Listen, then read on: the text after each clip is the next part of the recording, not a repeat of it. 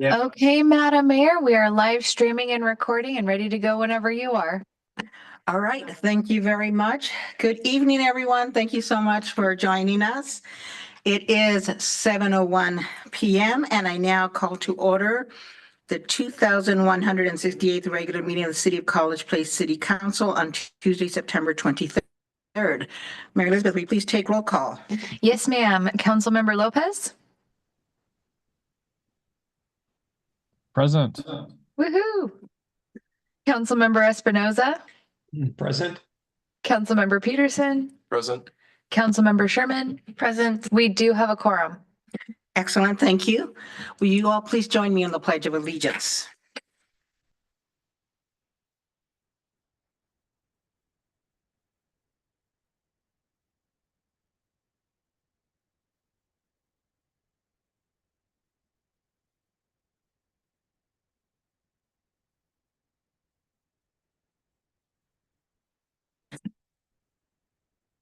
All right, it's now time for public comment. Mary Elizabeth, did anyone submit a written comment in advance or request to speak via telephone or virtually? No, ma'am. Okay, if there is anyone in council chambers who would like to speak during public comment period regarding an item that is not on today's agenda, please raise your hand. All right, seeing none, we're going to move on to our consent agenda, which consists of the agenda for tonight, September 23rd, 2025, the council minutes from September 9th, 2025, appointment of Lindsay Sky to the Historic Preservation Commission, excusing the absence of Councilmember Boyle, excusing the absence of Councilmember Cleveland, and excusing the absence of Councilmember Williams. Are there any items any member of the council would like removed from the consent agenda at this time? And if not, do we have a motion? I'll make a motion to approve the consent agenda. Second. Thank you. We have a first and a second to approve the consent agenda. All in favor, say aye. Aye. All opposed? Actually, did we hear that? Councilmember Lopez, did I hear an aye? Aye. Sorry. All right. All right. All opposed? The ayes have it and the motion is passed. There's 4 presentations on tonight's agenda. First, representative from the Walla Walla Columbia County Accessibility Community Advisory Committee join us to accept the Week Without Driving proclamation, which sheds lights on a very important issue. All right, I'm going to read the proclamation. And then if any member of the Accessibility Committee Advisory Committee, Accessibility Community Advisory Committee would like to make a statement, well, we'd welcome to hear from you. Whereas access to mobility is a fundamental part of health, safety, and community connection, allowing the residents of the City of College Place to reach education and employment opportunities, medical services, shopping, recreational activities, and to visit friends and family. And whereas many community members cannot afford or are financially stretched to pay for car ownership and maintenance, the American Automobile Association, also known as AAA, estimates that it costs $12,297 a year, which is $12,297 a year, which comes out to $1,025 per month to own a vehicle, and recommends drivers spend no more than 10% of their income on their car. This means drivers need to make approximately $120,000 a year to cover average car cost, according to AAA's recommendation, while the median household income in the United States is $77,000. And whereas nearly a third of the people residing in the United States do not have a driver's license, either because of age or a condition that does not allow them to drive, and whereas public transportation and a strong network of sidewalks and bike paths are not available in every community, making it more difficult to get around, visit family and friends, and take care of everyday tasks for those who cannot or do not drive.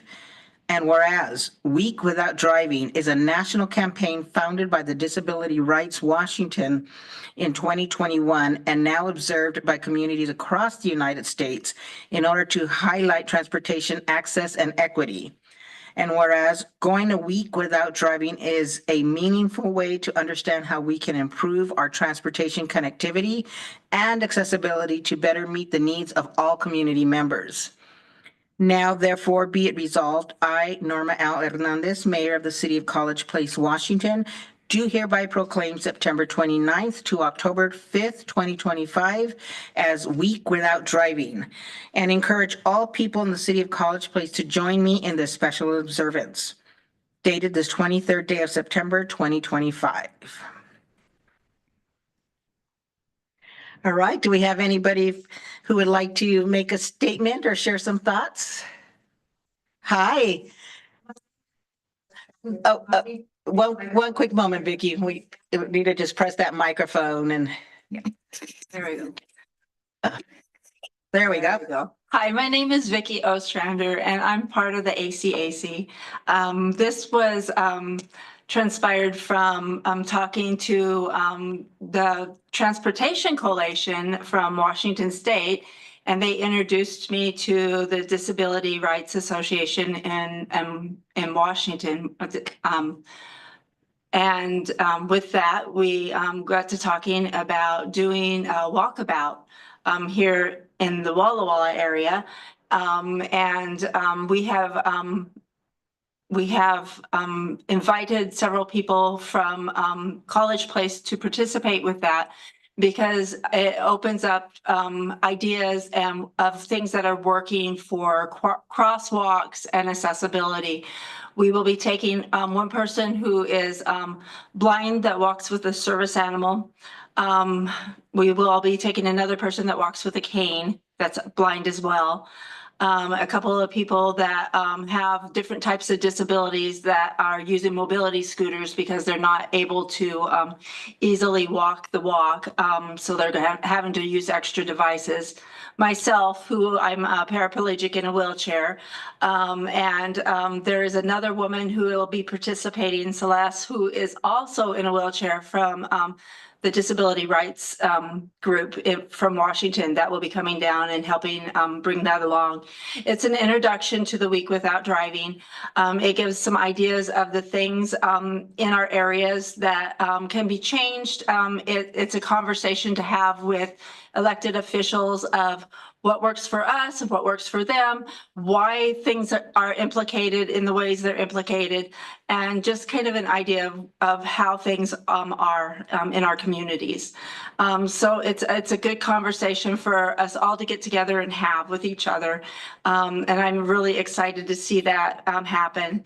One of the things that we will be doing after that is that we just ask that people participate for a week without driving. We do identify that there are people that can't do a full week, and that's okay. It is, we're just asking that you take some time out of your everyday activities and give it a shot. Try riding the Valley Transit or your bicycles. We're actually a really friendly area for bike riding, or even going for a walk down your neighborhood sidewalks or lack of sidewalks and see what accessibilities or lack of accessibility is there for people. Riding the bus is really beneficial for a lot of us as our family gets older and grandma needs to get to the doctor's office and you can't get her in your car. To realize how that works and the way that operates for you and that it is actually a doable process is something I think everybody should explore. And if you've rode the transit and you've checked those systems out, you understand how that process works and how to use that process. And I think it's really important for us to understand the things in our community that are available for us. Riding bicycles, to be able to identify the things we need to watch out for when we are driving with people on bicycles is important to know as well. And of course, things like sidewalks, the important things about shrubs and different things overgrowing or the lack of is kind of a good thing for us to know as well. So it's being aware of our community and being aware of people who can't drive and their needs and the needs of others, and also being aware that there are things out there for you to use as well. And taking a week without driving will explore that for many people. Vicky, what day is that walkabout? The walkabout is September 30th. Okay. All right. Thank you very much. All I right. really appreciate hearing this information. Okay, thank you. Can I take a picture with you? Receive the proclamation too. Sure. Jerry, you coming up too? I'll take it.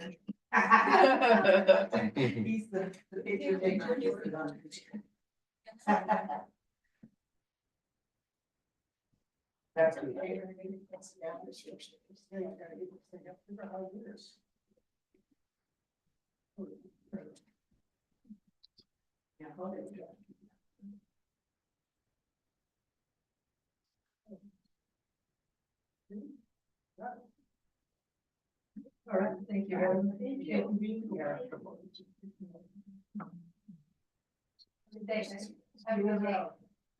That was a beautiful, beautiful speech, Vicky. You can't, you gotta stay for the whole meeting. Yeah.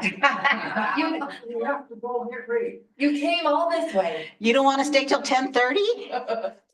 I'm not seeing it. Have a good night. Thank you. I know the other one like, what? Well said. Well said. All right. Let's move on to the next one.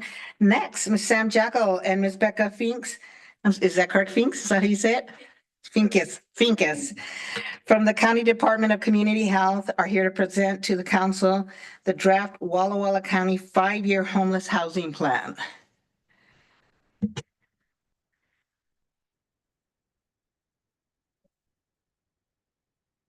Using clickers, they're becoming fans. Right, it'll vibrate in your hand, so yeah. Oh, wow. Fancy, I never knew. You're more advanced than last night's clicker. Questions. Was that good? Yeah. Okay.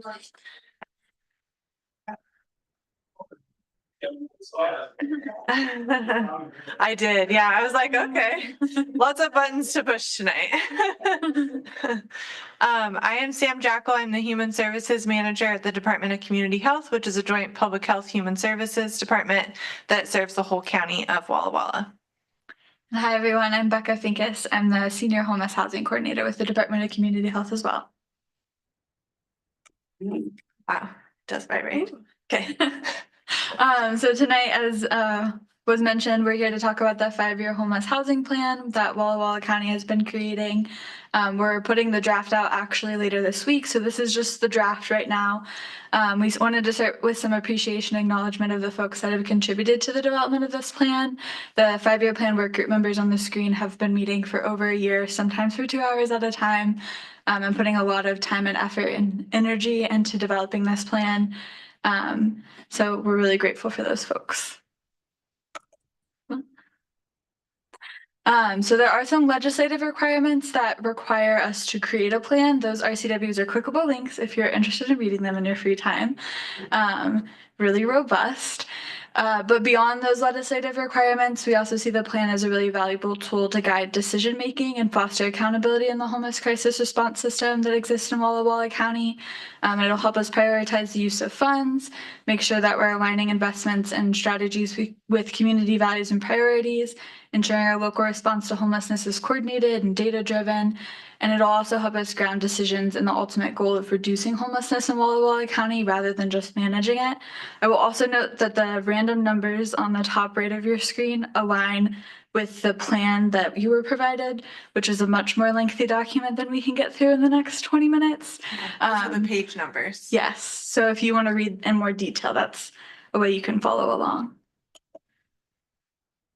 So the scope of the homeless housing plan that we're talking about today is the Homeless Housing Crisis Response System. This is a really brief synopsis of what that looks like and how folks flow through that system.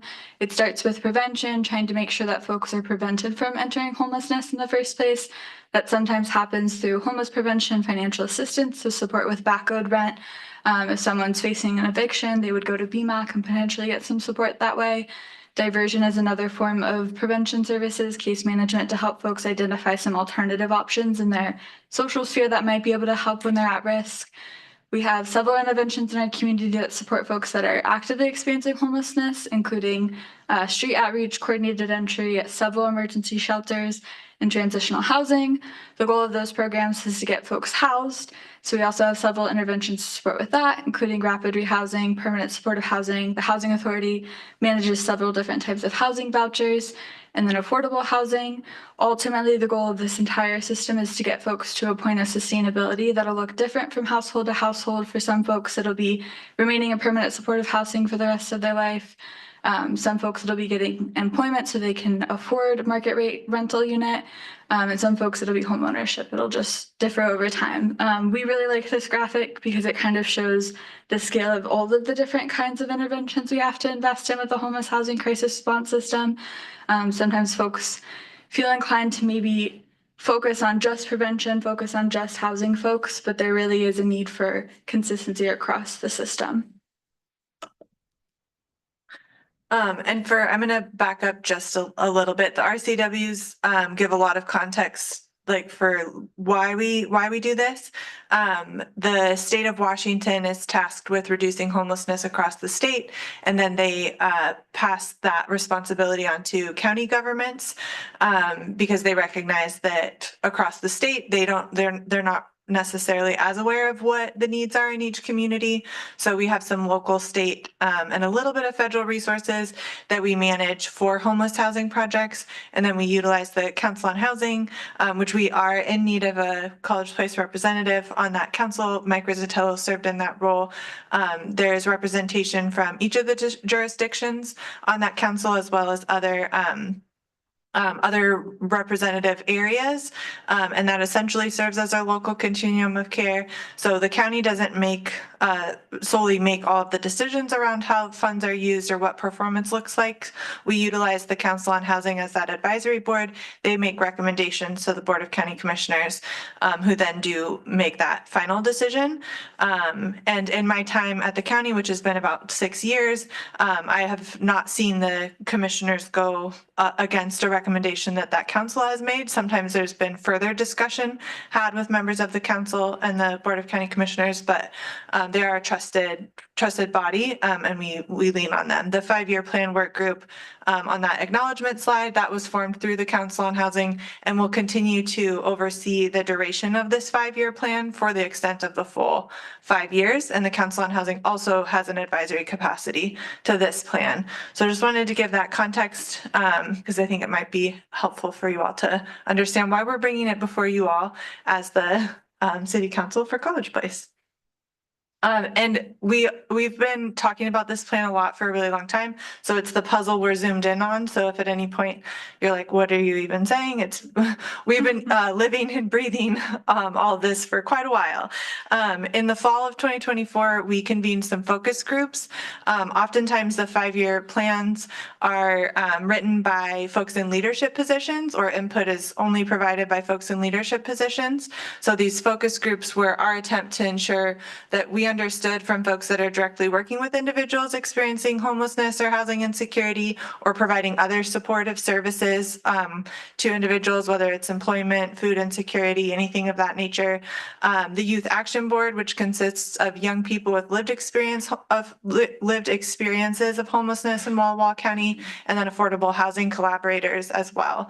The focus group themes that came out last year were case management these are kind of in the order in which they the prevalence that they showed up across these focus groups. So case management, staff well-being and addressing burnout, landlord engagement and relationships, challenges and barriers related to other systems, aftercare support services, which is case management after someone is housed, which is oftentimes needed for folks that have experienced homelessness for a long time or multiple times, behavioral health supports and access, housing stock and affordability, and scarcity of resources. That colorful graphic that we showed with the 3 buckets, oftentimes in homeless housing, there's a belief that we'll just fund housing, stop funding shelters, that will solve the problem. We recognize a need though for funding and capacity at each of those levels, and ideally a system that's functioning well enough that people can resolve their homelessness quickly and then also achieve housing quickly and then maintain that housing. And we would love for this plan to solve homelessness in Walla Walla County in the next 5 years. And we are hopeful that the system can change and we can have an impact. And we recognize that there are limitations to this plan. Homelessness is a complex issue. There's often a number of factors that are contributing to homelessness. There are also systemic structural pressures and issues that contribute to homelessness. So improving the homelessness system alone cannot resolve homelessness. And then the homeless crisis response system is not sufficiently funded. There's not enough capacity for move-in assistance, rental assistance, case management support for folks experiencing homelessness or folks that are needing some support after they're housed. And we recognize that this plan alone will not solve homelessness, that it will require larger scale system transformation in partnership with other sectors. So to give a little bit of a snapshot on what homelessness looks like in Walla Walla County, one data point that's commonly referred to is the point in time count. That's a national one-night count required by HUD in January. That methodology really relies on volunteers identifying folks that are experiencing visible homelessness throughout that one day. So it did account for 197 people experiencing homelessness in Walla Walla County on that one day in January. Very well known to be an undercount nationally. So Commerce created a snapshot report, which actually compiles data from multiple different systems, including the Healthcare Authority with Medicaid data, DSHS, the Homeless Management Information System, to give a better picture of what homelessness looks like in our community. That accounted for 1,127 people experiencing homelessness throughout the month of January in Walla Walla County. And that number goes up to about 1,600 people if you also factor in folks that might be couch surfing, doubled up, or at imminent risk of homelessness. And then this is just a quick breakdown, and I'm gonna kind of slide through these quickly for the sake of time so that you guys aren't here until 10:30, but happy to answer questions after today as well. This is some data from that snapshot report to show what homelessness and housing instability looks like in Walla Walla County by household type. On the, yes, it'll be your left too, my left. That pie chart shows the number of people experiencing homelessness by household type. Shows that more often it's folks that are single adults and couples without children, whereas housing instability tends to impact families with children a bit more. This graph shows a breakdown, a comparison of race and ethnicity breakdown with that snapshot data compared to census data to show some of the disproportionality that exists in who's impacted by homelessness. For example, you'll see while 3% of the general population, which is in the green, in Walla Walla County identifies American Indian or Alaska Native, that's representative of 10.5% of the homeless population.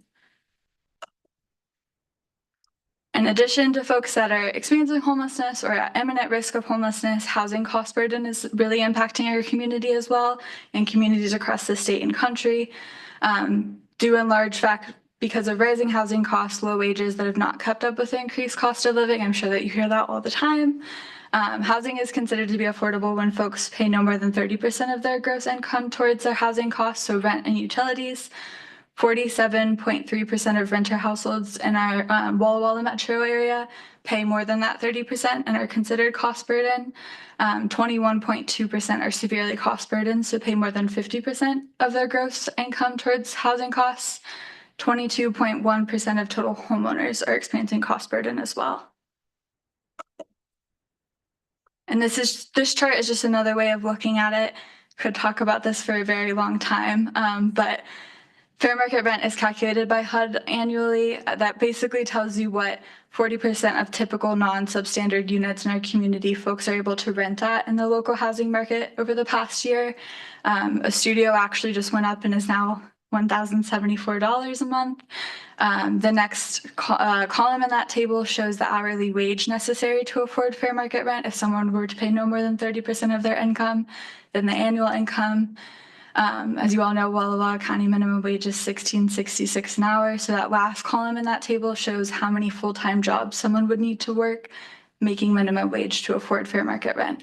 And you'll see as you get down further, if you were to imagine a single parent with a couple of children who would need a 2-bedroom, working 1.8 jobs is really not feasible, especially if you factor in childcare.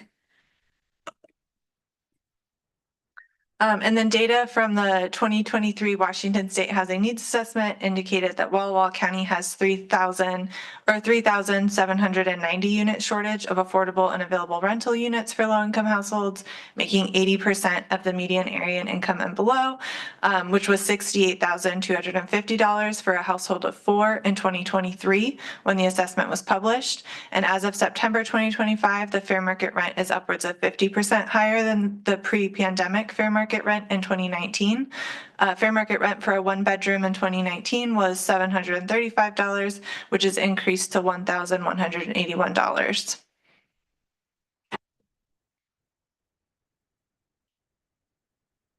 And then again, on the top right corner of the slides indicates the page numbers for the full plan. So pages 17 to 20 outlines each of these tables. This is a survey of fund sources. So Washington State is requiring all counties to include this in their 5-year plans that they're all working on right now. This 5-year plan is due in December, by the way. Table 2 shows the local, state, and federal funding that's available to our community specifically for the homeless crisis response system. Table 3 shows the tenant-based housing vouchers for low-income households that the Housing Authority issues. And then Table 4 shows fund sources that support community needs, including but not limited to the homeless crisis response system. And then Table 5 outlines fund sources that Walla Walla County is either not eligible for or not collecting.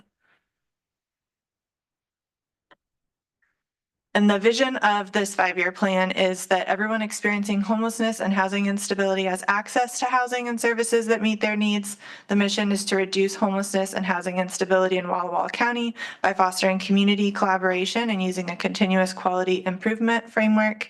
And then we do have a lot of values. The work group talked about this extensively, and each of these values felt important.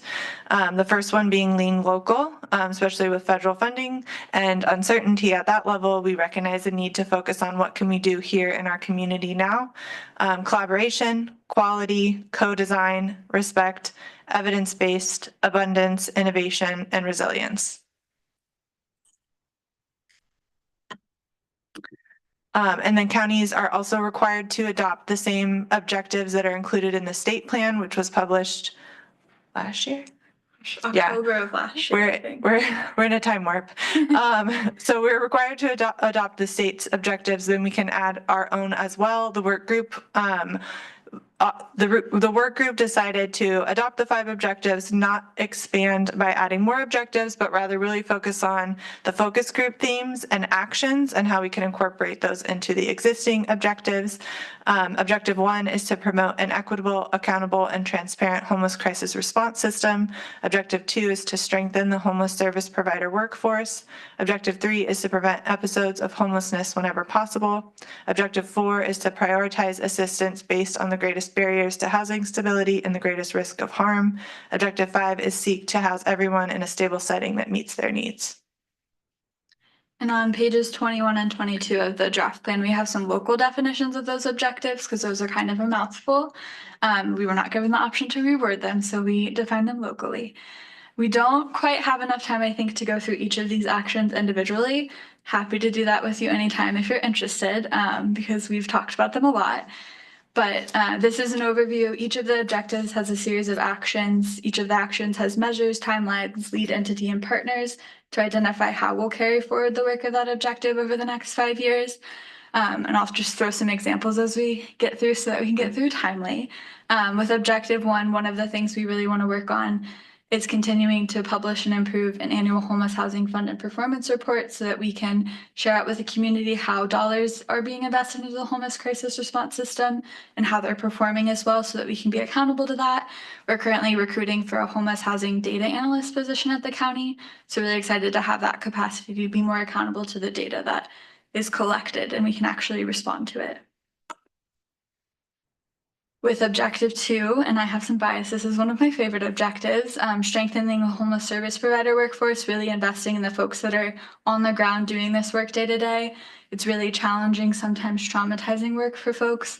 So making sure that we're supporting them, making sure that they stay in the workforce, they feel empowered, they feel a sense of community and connection. So investing in training, investing in consistency across that workforce. Okay, and then for objective 3, prevent episodes of homelessness whenever possible. So this one focuses a lot on, actually kind of expands on some of those case management supports, and also efforts that we can do as a community when folks are housed, to help them better understand some of the expectations once they're in that housing. It can be an overwhelming process, and a lease can be a complicated document. So if we just invest a little bit more time and support with that transition and after that transition, it could help alleviate some of the strain on the system for folks that then end up becoming at risk and potentially losing that housing again. So really trying to focus on the improving as a whole system so that we aren't bottlenecking anywhere. And then for prioritizing folks, this one really focuses on our coordinated entry system, which is coordinated entry exists across the country. It's meant to be a one point of referral source for individuals that are experiencing homelessness. It's also meant to evaluate folks' vulnerability. So rather than having a first come, first serve system, we want to ideally make sure that folks that are the most vulnerable that are experiencing homelessness are getting access to housing resources. Oftentimes folks that are the most vulnerable, or you may hear folks refer to them as folks that are difficult to serve, are not getting the resources they need. So focusing on improving our coordinated entry system, improving referrals to that system, will help ensure that those that are most vulnerable and at risk get services that they need.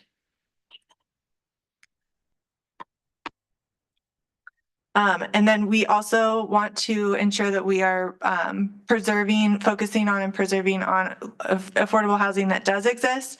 Permanent supportive housing is a resource that includes case management and it's non-time limited. So some housing resources are available where you receive assistance for a short period of time as someone works with you as you increase your ability to afford more of your own housing. Eventually you exit that program, but you maintain your housing.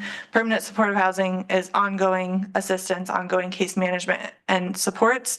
And we recognize a need. A lot of the state funding that is out there and available for developing more units is for new units, not for existing units, and doesn't include any of the supportive service dollars that are required.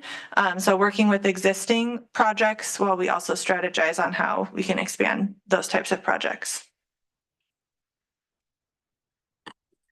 And in alignment with that, some of the next couple of slides might be repetitive and things that you've heard from your community development department. Some of this work really aligns with the comprehensive plans that are in progress right now. Planning for sufficient affordable housing is really key to making sure that folks have homes to exit the homeless crisis response system too, as we've mentioned and highlighted, and it's kind of a bummer, but we definitely don't have enough housing in our community.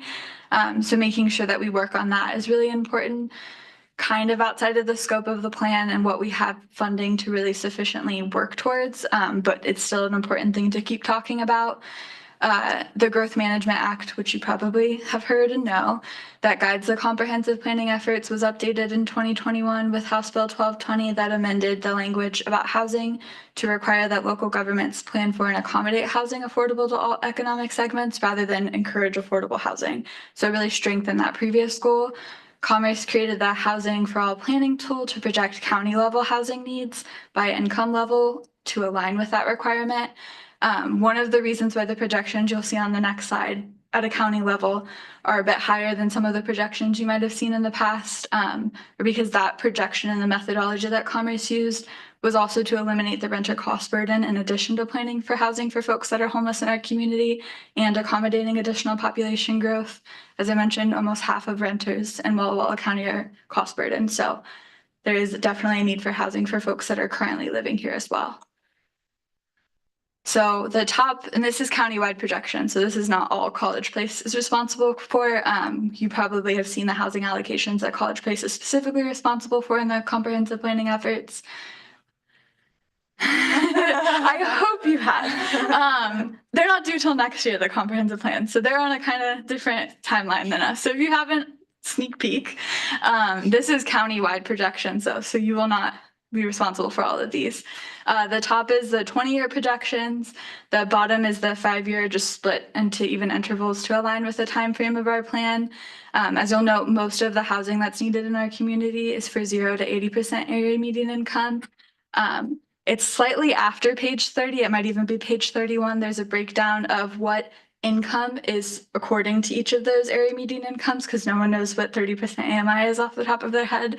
I know some people who might know at BMAC, but always refer to your AMI charts if they're listening. So it has a breakdown of what those area median incomes are and then the maximum affordable rent for those incomes. I don't remember what it is off the top of my head, but I think for 0 to 30% AMI, affordable rent is around $500 and something. That's really hard to build. It's really hard for folks that are building housing to do that in a way that isn't unsubsidized.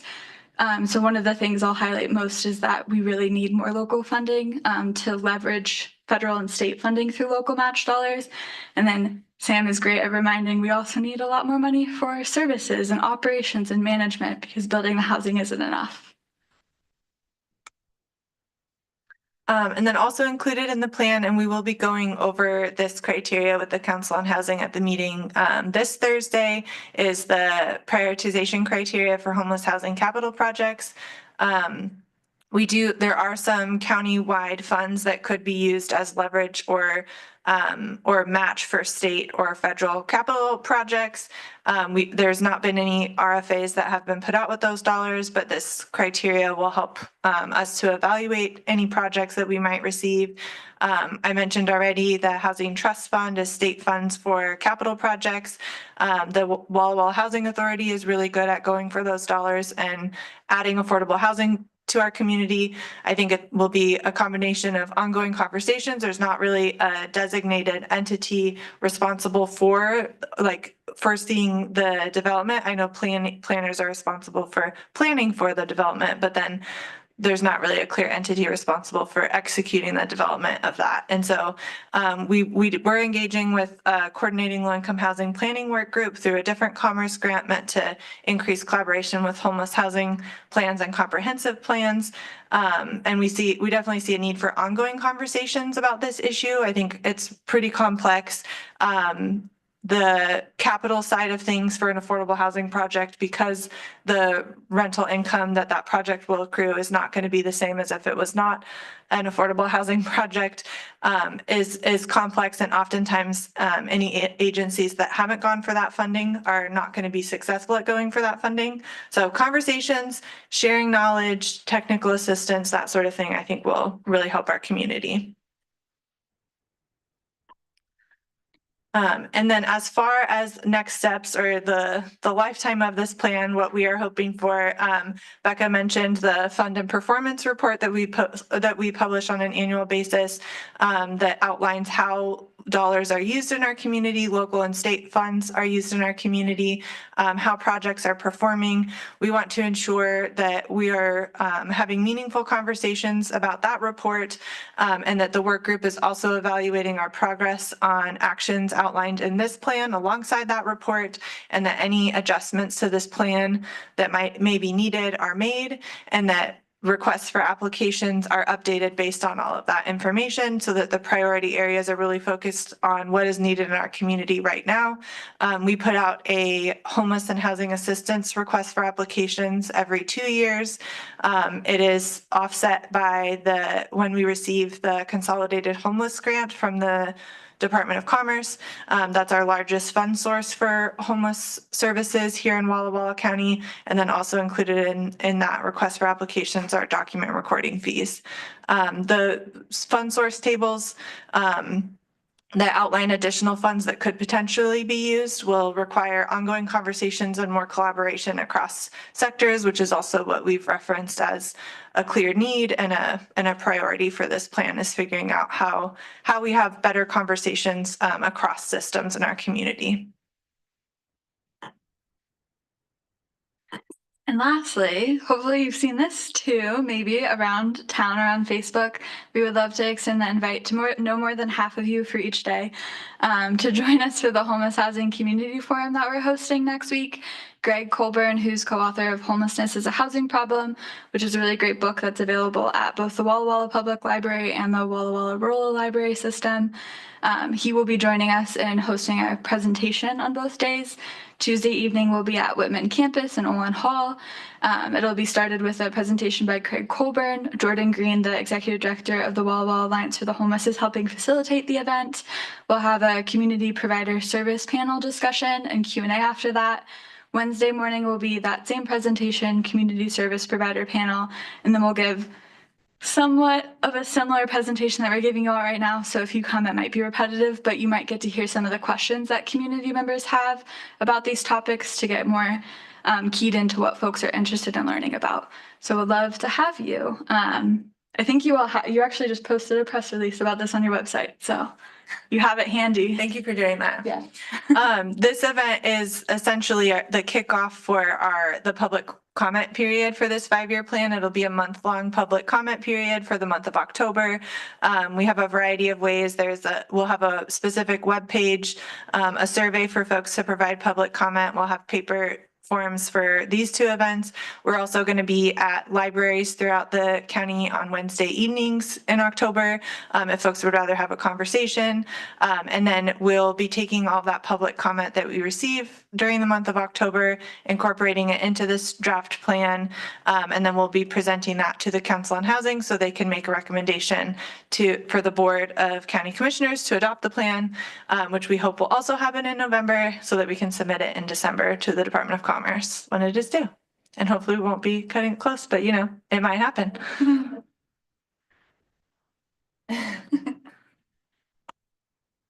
That's all. Do you all have any questions? I don't know if you have time for questions, but. All right. Well, let me just quickly go through council members to see if there are any questions. Councilmember Lopez, questions or comments? Yeah, thank you, Madam Mayor. Sam and Becca, awesome job as always. You guys do a great job. Thank you.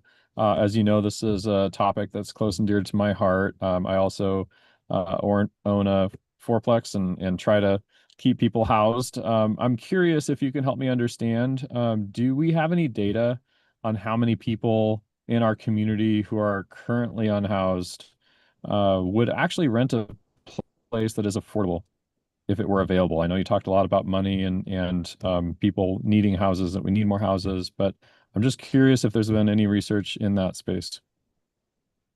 Yeah, could not give you a number off the top of my mind right now, but I know BMAC has quite a long wait list for folks that are interested in affordable housing. I know the Walla Walla Housing Authority does as well. So if you are interested in receiving some referrals for residents, BMAC Housing Authority might be good folks to talk with. You might already be talking with them. But part of adding capacity and data is we want to have an answer to that I don't know if it'll be in my brain all the time, but available very quickly so that we can speak to that more readily. Okay. In my opinion, there's been other barriers. So I'm just curious, like legal history, mental health, credit, etc. But I'm just curious if you think that finances are the primary barrier. I don't know that I would say they're the primary barrier. I think there's a multitude of barriers, and that's some of the information that I think more awareness of what some of those barriers are and what landlords can do if they are interested in working with individuals that are maybe needing some support or better understanding, you know, what programs maybe do involve case management for a period of time versus which ones are just one-time assistance, what that case management can offer, those sorts of things. Private landlords are actually a really important component of helping reduce homelessness in a community because some of those barriers can make it challenging for individuals to access housing. Great, thank you. Great point. Councilmember Espinosa, our other real estate expert. Yeah, Sam and Becca, thank you so much for the presentation. Very helpful. I think this problem is very big and broad, and it's going to take collaboration from multiple agencies to really tackle it because it's just going to need the collaboration of the private sector, the public sector, and then working together in putting those actually initiatives to work. So I commend you for that. And I'd be happy to help. If you need a representative from the city of College Place, I'd be happy to help to assist in any way that I can. So we can get in touch after. But great information. And thank you for the report. Thank you. Councilmember Sherman. You just cut the line? Yeah, because Well, normally yeah, 'cause Laura you're goes sitting on before that me. side All of him right. Thank you. This was a really great presentation and obviously a ton of work that you've put in. I wrote down. Oh, have you, and I'm sure that you have, what has been the research been with looking at other communities that are similar to ours where housing all of a sudden goes way up, and then how do you address that? Because I'm thinking of the place in Colorado that's very expensive, or yeah, or, you know, like places like that where all of a sudden you get like the interest from other you know, out of towners, right, that come and all of a sudden prices go up, and how have they worked on this problem? Because I imagine they also have that, where there is such a difference between, I guess, like income level, but that's not really where I'm going, you know, but how do you do that in a place where people may or may not want to support that housing? I do, just to be clear. But that was just something that came to mind, because I mean, we're not unique in that. So what are other communities that are similar to ours doing? Do you have that? Or, I mean, because I imagine that's been part of this process, because I mean, unless you made this from scratch, which would also be awesome. Yeah, not entirely from scratch. Yeah, I feel like that will be one of the benefits of having Greg come talk to a community. Actually, in the registration form, that has been a question that's come up from community members, service providers. A lot of folks are wondering, that came up with the commissioners as well, what are other communities doing? Because we shouldn't be starting from scratch. So I think that's something that I am really curious to hear Greg speak to as well, because he's talked to several different communities. But I think it is something that we have at top of mind of what other communities can we network and learn from. I don't know if I have a great answer for it right now, though. I think my gut response was thinking about the Housing for All planning tool and the projections and what's needed, and the need for local governments across jurisdictional lines to be having ongoing conversations about what types of housing are actually needed. And then, as I mentioned, there's not really a clear entity that's responsible for then, okay, are you building the housing that your community needs? And we don't have a clear idea of who that could be or who, but it's all of us as a community to be having that conversation and really understanding what are the needs, what are the impacts that the type of housing we build in our community might have on the folks that live here and call Walla Walla County home to them. In Greg's book, there was a quote, and I'm not going to actually try to quote it or get it right.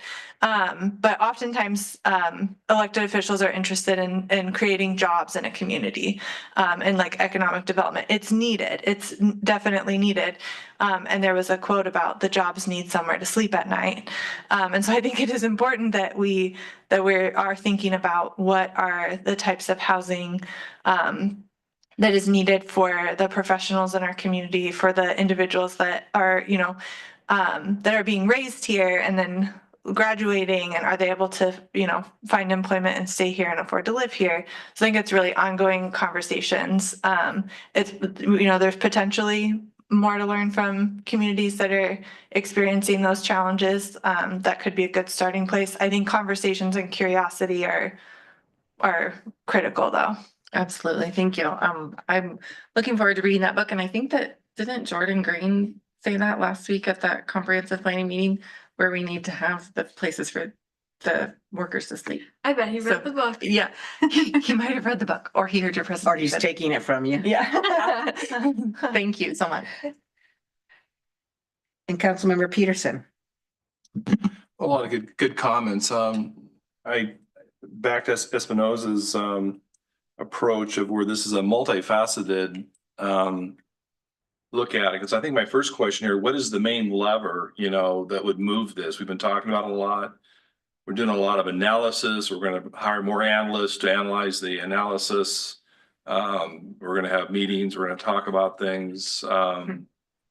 But what, in years past, was it rent subsidy? Did that help? And so you're talking about these levels. Are we talking about young professionals that are looking for new homes, or are we looking at people that just don't have a home and are out on the street? You've got these layers.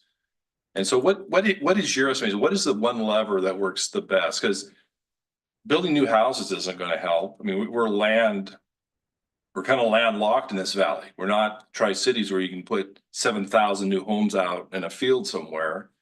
Are we looking at some sort of low-income housing model, or what would move this in your estimation? More money, of course, and that goes back to Mr. Espinoza's comment. Is the public-private sector, what is your hope for the future that would actually cause us to get better? Yeah. Well, it'd be great if there was one lever. That would be pretty cool. Yeah. I think it's a lot of things happening in parallel, and the homeless housing data analyst, which would be the first one we've ever had. We rely on the state for a lot of our data. Right. So we don't really have real-time quality data to make decisions and to help us show which programs are most effective. So investing in like real-time quality data so we can be more responsive and understand what like inflow to homelessness is looking like in our community, whether folks are new or returning to homelessness, how many folks are sheltered or unsheltered, how many folks are exiting homelessness into permanent housing, how many folks are exiting homelessness into like unknown, because like we're losing contact with folks. So that helps us to better understand our system. We're also hoping to use, it's called Built for Zero through Community Solutions. It's a proven model using continuous quality improvement to help reduce homelessness. And Built for Zero communities exist across the country, as well as in some other countries. And so Walla Walla County is part of the Built for Zero initiative now. We've been doing similar work with the youth and young adult population for unaccompanied youth between the ages of 12 to 24. We do case conferencing on a weekly basis. So all the individuals that we're aware of that are experiencing homelessness in our community, this is for youth and young adults. We have case managers from different organizations in that space talking through what are the next action steps, what are the barriers, who's doing what. And it's a space where there's honestly like a decent amount of camaraderie. It's really hard work. And so when you feel like you have support and it's not just you that can help, it also is a space where folks can hold each other accountable to the follow through and have tough conversations. And that helps to keep movement going. It's also a space where folks can celebrate the successes. Often that's not happening in this work because the problem is so large. And that helps keep people going. So we'd like to replicate that model with single adults. Another benefit of that model is that it really helps to hone in on what are the big things what are the big barriers that folks that are experiencing homelessness are facing right now. So that way there's a lot of barriers, that way we can focus on what are the big ones that we're seeing.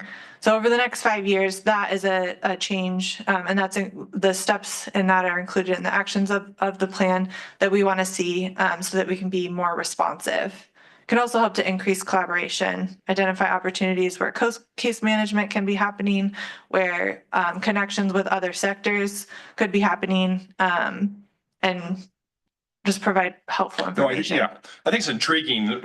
You said that it wasn't all financial, and that was eye-opening for me. But what you've just said again is you've analyzed the data, and now you know what's happening. But how do you react to it? Do you need the cash? Do you need? Yeah, cash what would be great. No, but what I'm saying is, but to analyze it and have it in silos now to say this is what's happening, but you can't do anything about it. You've identified it, but. Yeah, but back to your point though, if there are other roadblocks out there other than financial, then that's the ones we need to identify and move on. That can move the needle, obviously. Yeah, it can also help identify like where on that continuum, that colorful with the 3 buckets at the beginning of the PowerPoint, where can we be improving there, whether it's financial or whether it's capacity wise. So the case management theme again came out really, really big during our focus groups. So when you're case managing folks actively experiencing homelessness, and then that same case manager is following that individual all the way through to when they're housed and then helping them support them so they can maintain their housing, we've lost some case management capacity on this side. So how can we answer questions when funding becomes available of what is the best use of these dollars right now? Is it rent assistance? Is it case management? Those are the kinds of questions that as a community, we want to be better equipped to answer so that we aren't just chasing our tail. Thank you. I understand that much better now. Thank you. Yeah. I have a few questions on methodology that maybe you can help try to clarify for me or just give me some insight. The fair market rent, when it clearly exceeds the wages here in Walla Walla County, right?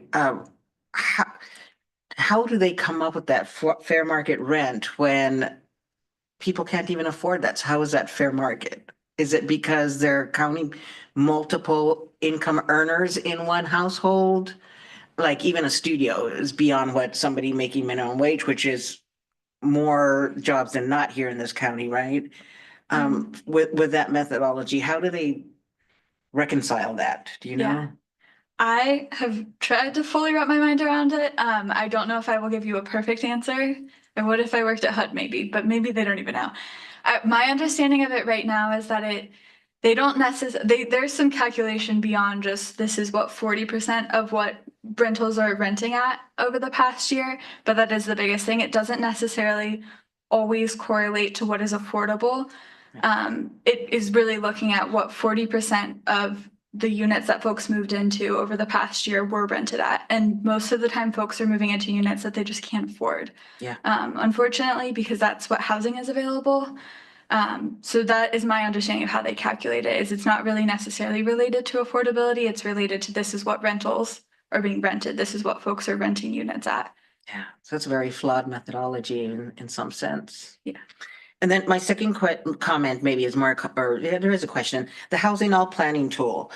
John, help me out if I go totally off the road here. I believe with College Place, the tool said that we need 0 single family residents, but we need, I don't know, $300-400 multifamily units in the next, is that what it was? I don't remember exactly what the numbers are either off the top of my head, but yes, for single family, we basically, the HAP tool says we don't need any single. We don't need any more single families, right? And But we it's need, all pushing towards the multifamily. now, how did you find, or how have you, if you've heard anything at all, about how that tool, which was created, I imagine somewhere in Olympia or Seattle, fit the community here in Eastern Washington or more rural areas that is not a high urban area that could fit 400 multifamily units? Yeah, I'm also not an expert on the HAP tool for sure. I think what it speaks to also is existing, because it is targeting eliminating renter cost burden. It's speaking to some of the folks that are in single family homes right now potentially, but can't necessarily afford that single family home. They're experiencing cost burden and they might instead be able to afford something that's more affordable because it's more multifamily, which just happens to be more affordable. They did, you probably know, likened it to like household typology. I think that is my understanding of why it leans so much more that way is because so much of our community is experiencing that renter cost burden and they're trying to undo some of that. It's a very long methodology, as you probably know, and I don't fully understand it. But I do believe that there definitely is a need for more 0 to 80% area median income housing in our community and a lot more than we probably will build over the next 5 to 20 years. But I think eliminating the renter cost burden is my understanding of why it leans so much that way. Sure. And, you know, to what Councilmember Peterson stated, we kind of had to I say we, but really it was our community development department had to kind of monkey around. Like if we switch this, de-annex this land and annex in this land, or if we turn this land into this land, then we can fit those couple of hundred apartments, because as it is right now, we wouldn't even be able to fit them in the available land we have, right? Or the land use. So I'm just trying to figure out how that tool, I'm guessing it didn't even consider that land capacity or availability issue in some counties that don't have the thousands of acres available to them to build on. So that might just be something for think about as when we talk about this, about what's happening in Walla Walla County. Yeah, that's where I do think it would be helpful if we did have some, I know conversations don't solve anything, but they can solve some things. Developing affordable housing, it's going to be complicated to have progress on there, especially if we're looking at developing permanent supportive housing. So I think ongoing conversations, I think it's so complicated that it's easy to walk away from that conversation. I think if we keep talking about why it's hard, that helps people understand why it's hard better. Because where do you even begin? If you don't know why it's hard, you just know it's hard. So if you're hearing why it's hard and the conversation is happening, that's better than nothing. And the HAPT tool, I know there's a long methodology document that outlines how it was established. And I think the Department of Commerce used a consultant company. It was like a years in the making kind of a thing. I'm not sure if it took into account land, like usable land. Yeah, it seems like they kind of kick that off to you guys to deal with. No, it's just, and it's such an important topic with so many complexities, right? To have to consider. Any other questions or comments? Well, ladies, thank you so much. This was an amazing presentation. I really appreciate it. Yeah, thank you. Very informative. Thank you for coming in, and you have a good evening. Okay, next, Ms. Garcia is going to provide us with a brief overview of council and mayor salaries. Okay, thank you, Mayor. I did a little bit of research and I discovered that we have previously updated salaries in a different way. And starting in 2017, they started doing it in the way that we still continue to do it to this day. There's some guidance in here on establishing a salary commission, which can be, there's rules about about membership and so on and so forth. I'm not the expert. I'm going to rely on Mr. Ferguson up there to correct me if I'm wrong. But yeah, there's a process. It has to be created by resolution or ordinance and consist of, there's rules and it's subject to OPMA as well. And so, yes, it has been for a very, very long time since council has had raises. So, and actually I thought something else that was interesting was one of these documents down there indicated how much they wanted at the time, council and mayor salary stipends to grow. And they haven't, obviously, but it's just interesting. It was a fascinating experience. So I'm happy to take any questions. I don't know if Councilmember Lopez is there. Councilmember Lopez, questions, comments? I don't have any questions. Thank you. Councilmember Espinosa, No questions, thank you. Councilmember Sherman? This is just for our information. You don't need us to do anything with it other than like.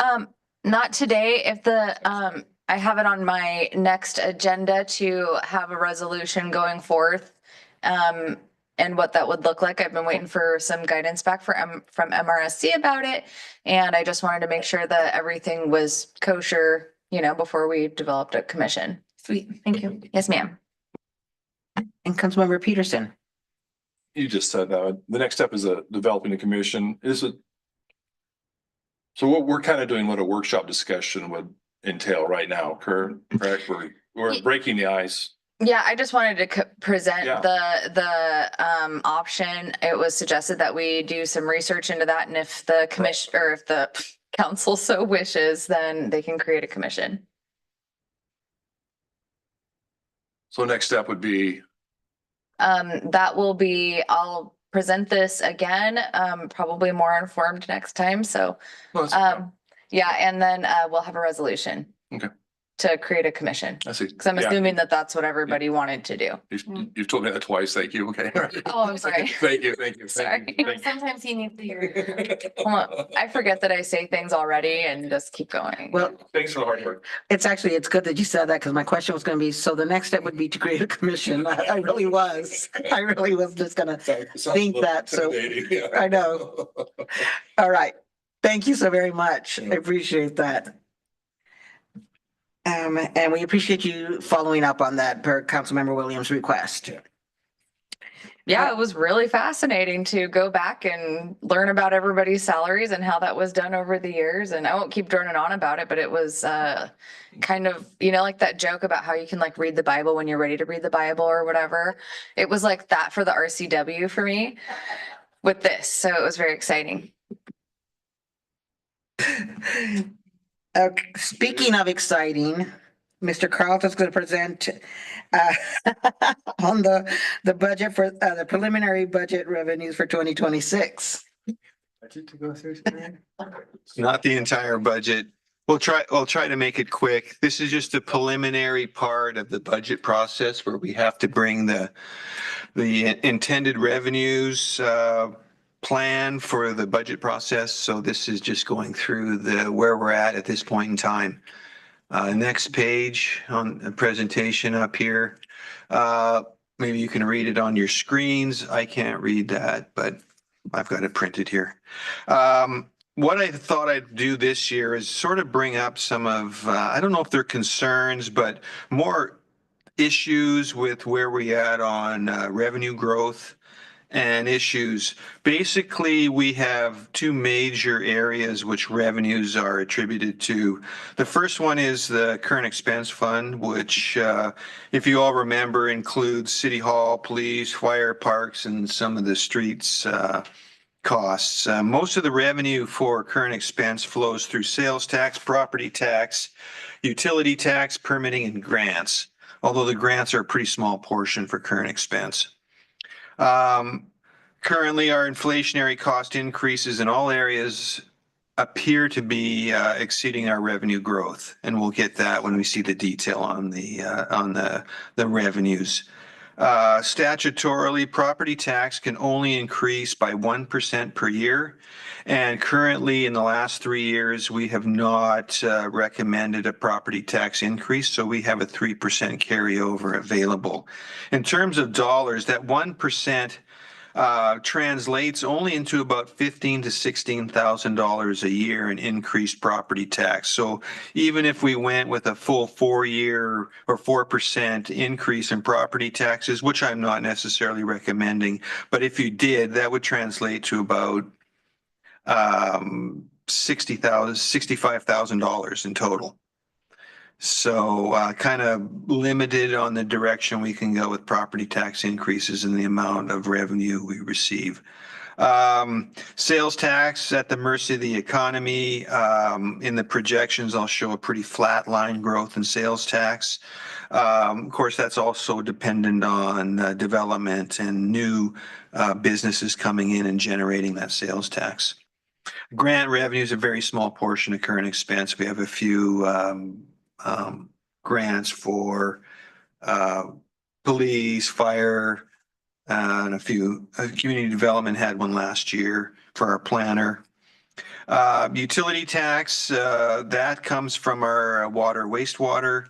Currently, we're at a 10% rate. Walla Walla is increasing their 2026 rate from 15.2 to 15.6%, so they're considerably higher than we are.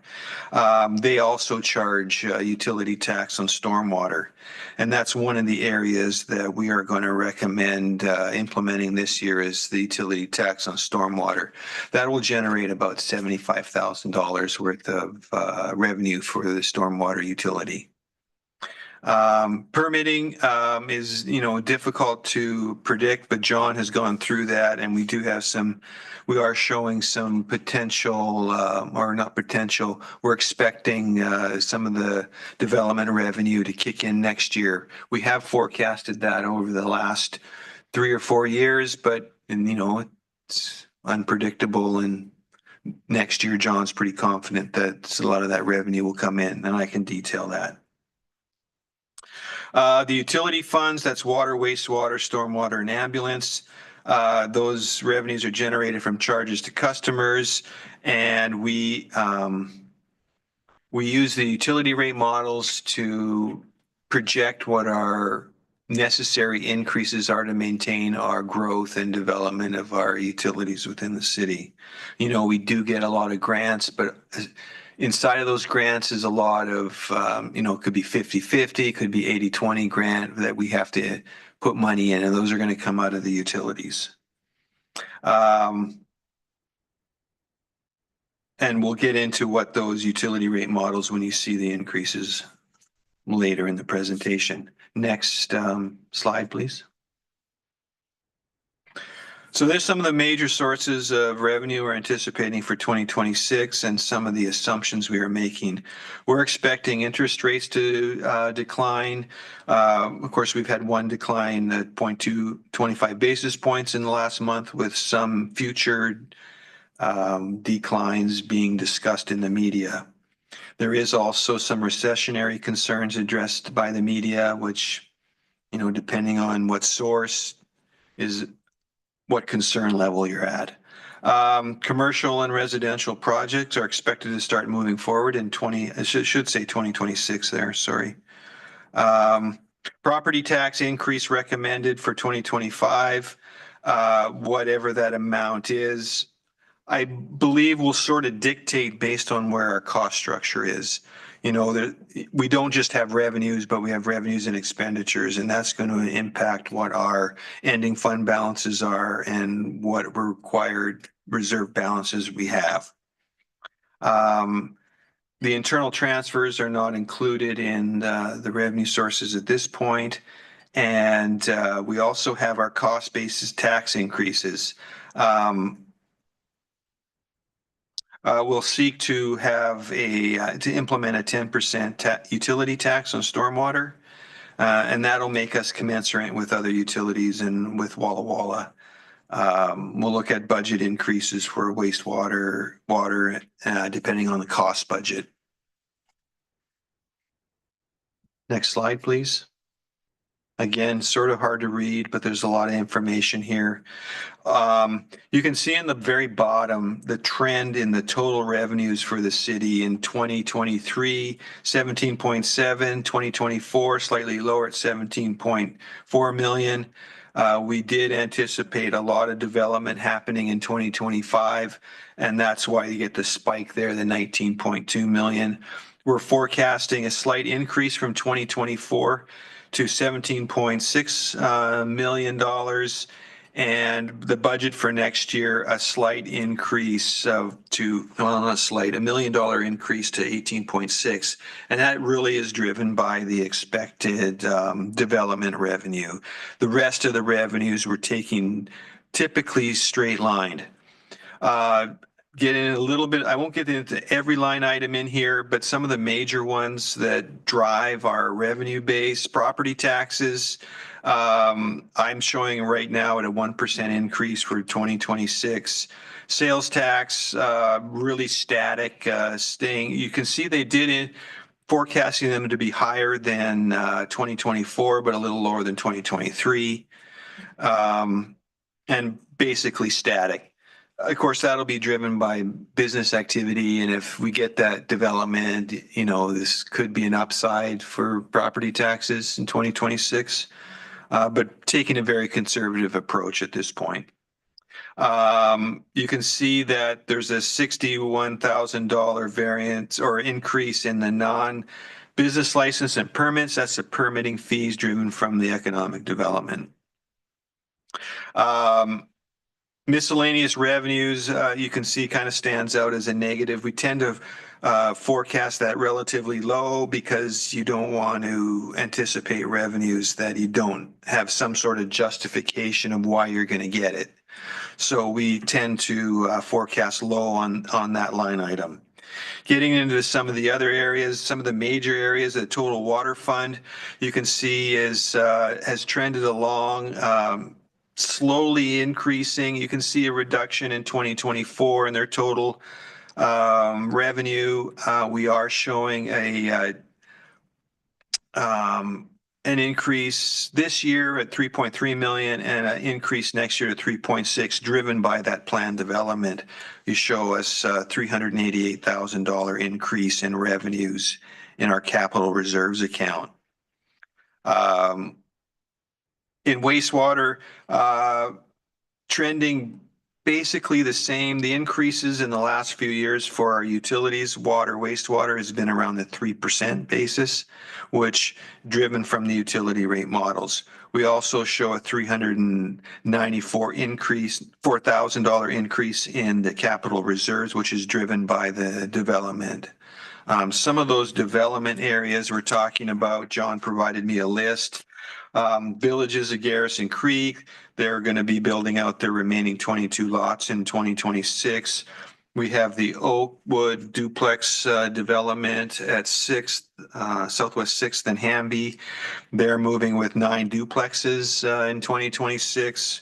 We have the Solano Estates. They're expecting a few family residences in 2026. Deer Meadows, infrastructure anticipated in 2026, along with 5 new single-family residents. We have the UW Kellogg Hall project, which is in phase 1 right now, with phase 2 going next year. The Villages of Fort Walla Walla Apartments, that's been on the back burner for quite a while, but according to John, they're anticipating 180 units in 2026. That'll be exciting. And then we have the Stone Creek development. Although we don't anticipate much revenue from them, they seem to be moving along and getting ready for future years.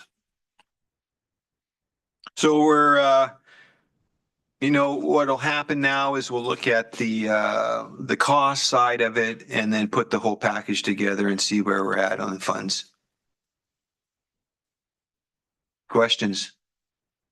It's a lot of No. quickly. Councilmember Lopez, questions, comments? A lot of good work gone into this. Thank you. I'm eager to see the other side of it, I guess, with the increase in reserves because of development. I'm just kind of curious to see the other side to see if that means you're going to need to hire more people, or how are you going to handle the additional development work? There has been requests from department heads for additional staffing, you know, to handle a lot of this workload or expansion, and they're going to be in the initial cost budget, and then we'll just have to see if it works. We just don't know at this point. The expectation is to have a cost number in a couple weeks. I think we're bringing it back to council on the 7th of October, I believe. I think that's the date. Thank you. Councilmember Espinosa? Yeah, I do have a couple of comments. Number one, we were talking about housing right now and housing affordability. I think that function of housing affordability is being able to make your payments every month. And when utilities go up, they're already pricey as they are. A lot of people have made the comments that water is expensive, and if it goes up by 10% again next year for wastewater, it's going to make that bill more expensive. And there's people in fixed income in our communities which are going to struggle when they see those increases. So we need to be mindful as a council to always look at the balance, cost benefit. I know that inflationary pressures are there. Our operations are more expensive. But at the same time, if we want to contribute to providing an environment where affordable housing is around, we need to do our part to make sure that the costs that our citizens are bearing are reasonable and accessible, especially for those with fixed income, the elderly population, and the most vulnerable in our community. So I think our city does a very phenomenal job of optimizing resources, but we always need to keep this top of mind, especially as we go and see the pressures that economically are going to be manifested in the upcoming years. Sure, and we keep all that in mind when we're looking at where we're at on ending fund balance and knowing that, maybe you can't do a project next year, or, maybe you can't hire that new person next year in order to keep the costs low enough so that you don't have to do inflationary increases. But that's always in the back of our minds, trying to do the best we can to keep costs low. I know you do, and I appreciate that. Thank you. Councilmember Sherman. I don't have any questions. Thank you. It's always interesting to see the first pass and see where we end up. Thank you. And Councilmember Peterson. Brian, yeah, talk about utilities and just Sano's comment. I've wondered over the years a model where I think this may have come up during the conversation with Mr. Green the other day. A model where the more water you use, the more expensive it gets. I'm not sure, I should know and I don't know, but is it more of a flat line right now? There's a base fee you pay. Base fee, and then there's a rate, and then you get included 3,000 gallons of water. And then above that, you pay at a rate per 1,000 gallons. So it does escalate as you go up, but the rate per 1,000 doesn't go up as the volume increases. Probably it's great for an AI tool to look at that. What I'm saying, I'm just wondering what a model. What's your thought? What are your thoughts on that? Maybe we can talk about this later too. It's not currently incorporated into the model, so you could basically ask. Hey, summertime, I've got everything going right. Lawn. It's water crazy time, but it makes you wonder if.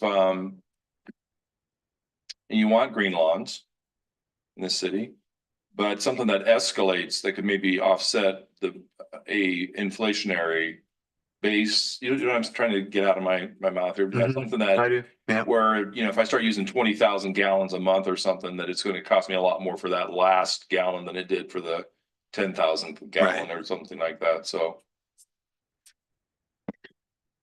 Yeah, we've started having conversations. We need to put a little bit more of an emphasis on water conservation for a lot of reasons. And I mean, our aquifer is constantly declining every year, and we are entirely ground source water. So we don't have an unlimited supply of water.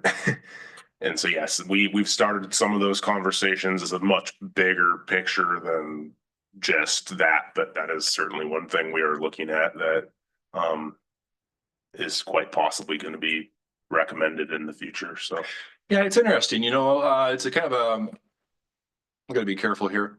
If nobody used any water, we'd have a real problem with our budget. Right?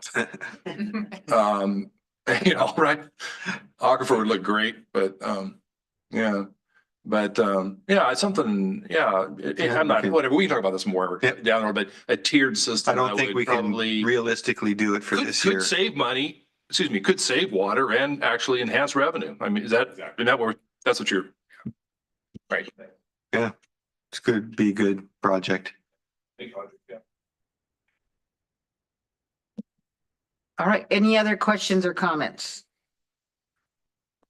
Thank you, Brian. Thank you. I appreciate it. Okay, moving on to public hearings. There are 2 public hearings on the agenda tonight.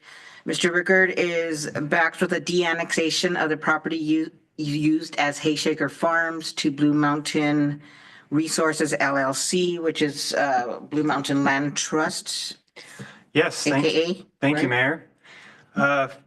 So this is the second time we brought this before you. The hearing will be held tonight on this annexation. We'll be asking you to take action. De-annexation, Blue Mountain Resources LLC, which is Blue Mountain Land Trust, acquired 329 Southwest 12th Street. It's commonly known as Hayshaker Farms. Hayshaker Farms still continues to farm the land, and they had requested to de-annex in an effort to preserve the land and keep it in agricultural uses. There is a RCW that promotes these sort of de-annexations. It's 35A 01040 for the de-annexation of lands that are agricultural in purpose. So if we're following that method, we met on September 23rd with council regarding this annexation, and you set a hearing date for September 9th.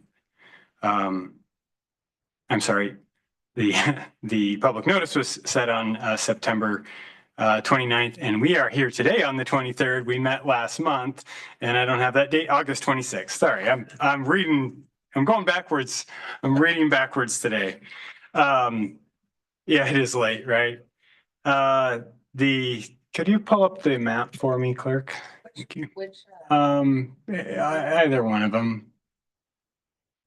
I think that first one, yeah. That very first one there.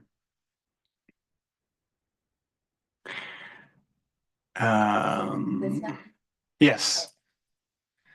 So the land is on the outskirts of the city, so it won't create any sort of island. We actually have an application pending before Walla Walla County to reallocate the urban growth area for this de-annexation, including the Brown and Ferraro property to the west of this. So that's the application. If you have any questions, I'd be happy to answer them. I also believe that the applicants are in attendance and may wish to speak at some point.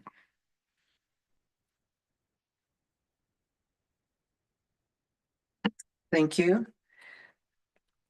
Are there, I'm going to go through council members for any questions or comments. Councilmember Lopez, questions or comments?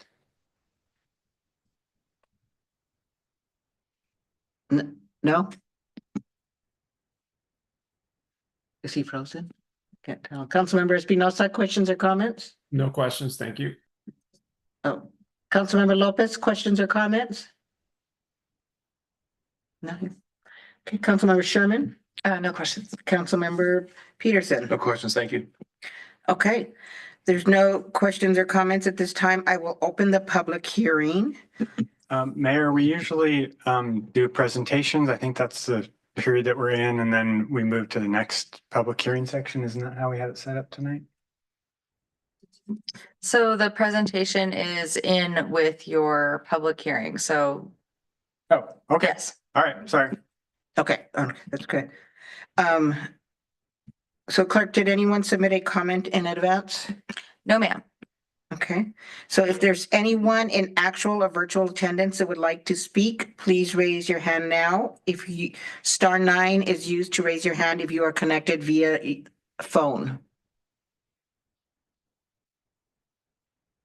All right, seeing none, I'm gonna go to see if there's any additional discussion from council.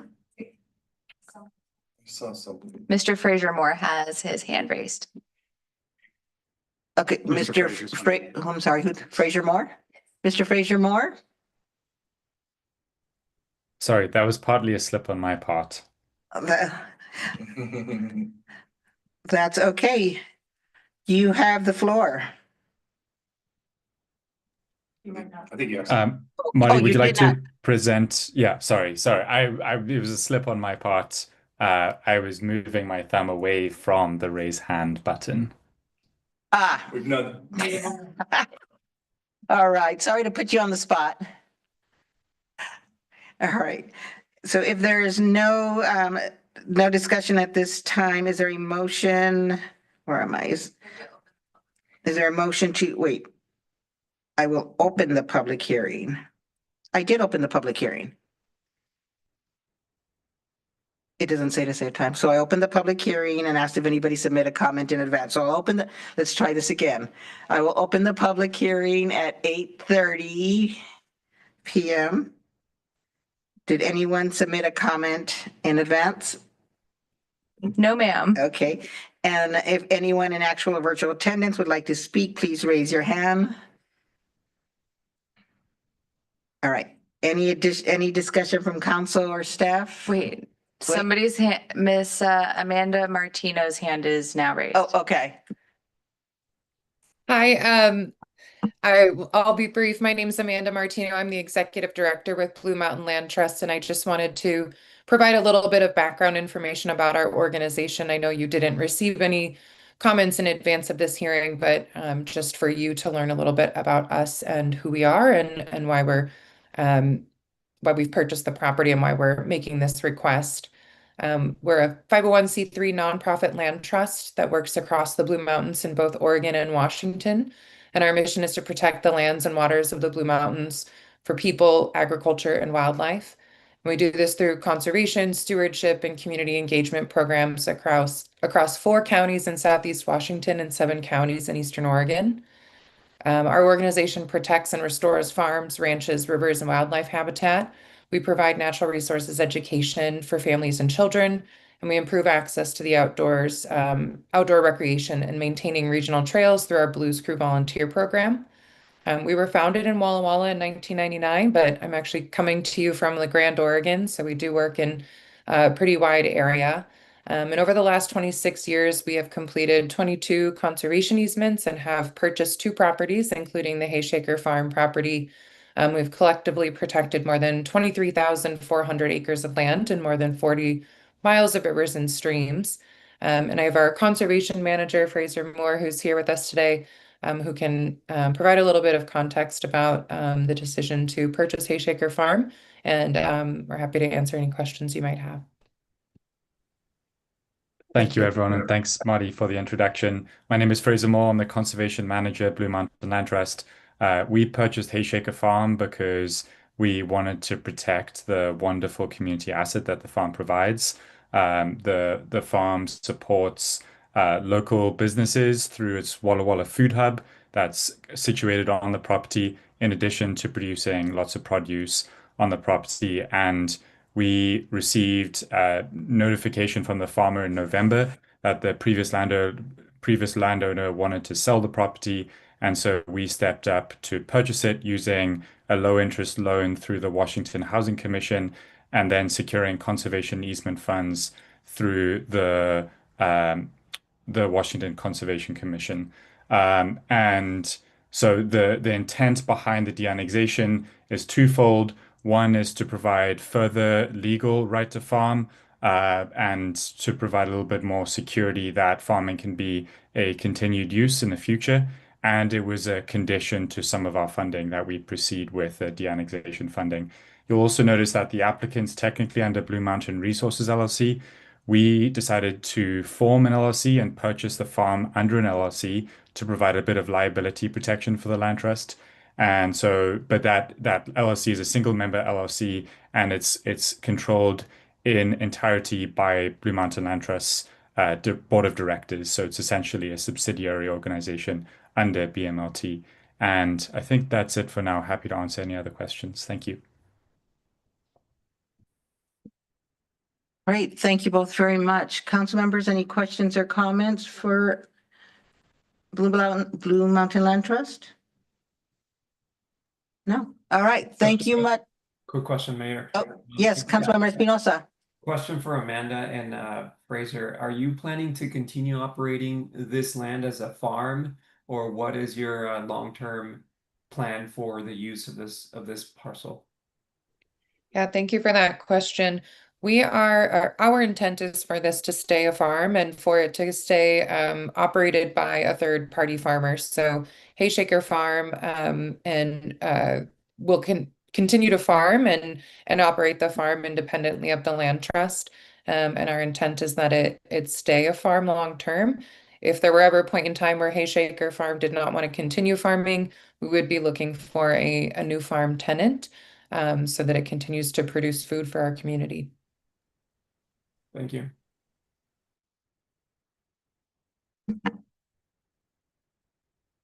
Councilmember Peterson. Trust, I think Elizabeth, once it's in a trust, it never comes back, correct? So we are a land trust, and you might be referring to it's called a conservation easement. Conservation easement is a permanent legal deed restriction that goes on the property that prevents subdivision and development of the property. And so we do intend to place a conservation easement on the property, but at this time, we just hold it in fee ownership. Okay, thank you. Councilmember Lopez. I'm having some internet troubles, but hopefully you can hear me. I'm just curious in the relationship to the conversations that we had earlier on affordable housing. Amanda, I'd love to talk to you more sometime about how a land trust could help or be a complementing tool to really our housing strategy as we move forward. Are there things right now that you guys are working on that would kind of fit into that vein? We're not working on anything currently, but there are a lot of innovative models happening around the country with land trusts partnering up to work on housing issues. There is a home on the property, and actually the farmer lives in that home, so it's really important to us that he's able to continue to reside there. But we'd love to have a conversation about ways that we could, potentially see if we can help. Thank you. Yeah, I think it's interesting because a lot of the work that you're doing is preserving land, which is then taking away land that can be developed.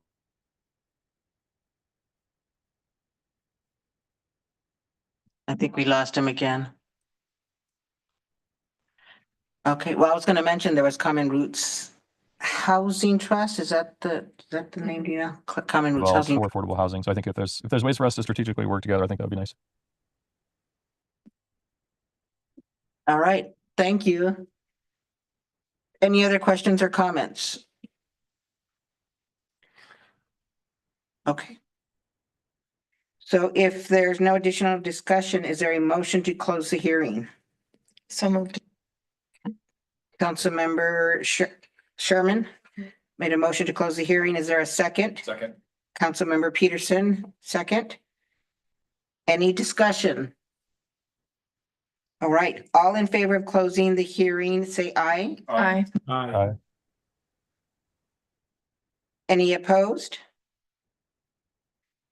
All right, the ayes have it, and the hearing is closed at 8:39 p.m. I would add one last little bit of information in terms of the land itself and what has, I think, worked out to the advantage of the land trust purchasing this is that this particular piece of property would have been very challenging to develop because of the city's inability to serve it with sewer in a cost-effective manner. There would have to be a lift station placed on the site, so it made it very challenging for the prior property owner to develop the property in an economically feasible way without the city stepping in to help out and it's such a small piece. I mean, it's a decent sized piece of land and would certainly could have, added to their housing inventory if it were developed, but it would be really challenging for the city or a private developer to put in a lift station to serve that and make it pencil. So this makes a lot of sense, and it's a great asset. The farm itself, I mean, I think it's a really awesome farm to have. I mean, we technically won't be able to call it College Place anymore, but it still will be in our hearts as a College Place farm. That's what I was gonna say. It will always be a College Place farm in our hearts, and it is a great. They deliver. Did you know they deliver? They have a website and you can order from them, and they deliver these wonderful boxes of produce and breads and all these kinds of things. So it's a great asset to our community for sure. Okay. Next, Mr. Rickard, you're going to present on the Hanley Daniel Lynn Trust property annexation at 325 Northeast Della Avenue, which was presented at our August 26th council meeting. Thank you. We've got that date taken care of. So this is up on North Della, 325 Northeast Della. It's a vacant land. There's a couple of little outbuildings on it. It was recently purchased by the Daniel Lynn Hanley Trust, and they plan to, I believe, put a duplex on it. And so as soon as this annexation is complete, they're planning on applying for building permits to develop the land. We have water out in Della, and I believe it's in Green Tank Water District, and they have connections available for 2 units there. The method of annexation is the 60% petition annexation method, RCW 35A14-120, whereby the petitioners of at least 60% of the property owners must make the petition. You accepted it at the August 26th meeting, and you're requiring that it be zoned single-family residential, which does allow for duplexes. You require the assumption of our city indebtedness, and you set a public hearing date for today, and we provided notice on September 9th as required under the notification requirements. That is all I have to provide you with information on. All right, go to council members for questions or comments before opening the public hearing. Councilmember Lopez, No questions. Councilmember Espinosa, No questions, thank you. Councilmember Sherman, No questions. and Councilmember Peterson. No questions, thank you. All right, so there's no questions or comments. I will open the public hearing at 8:42 p.m. Clerk, did anyone submit a comment in advance? No, ma'am. Okay, thank you. And if there's anyone in actual or in virtual attendance who would like to speak, please raise your hand now. *9 is used to raise your hand if you are connected by phone.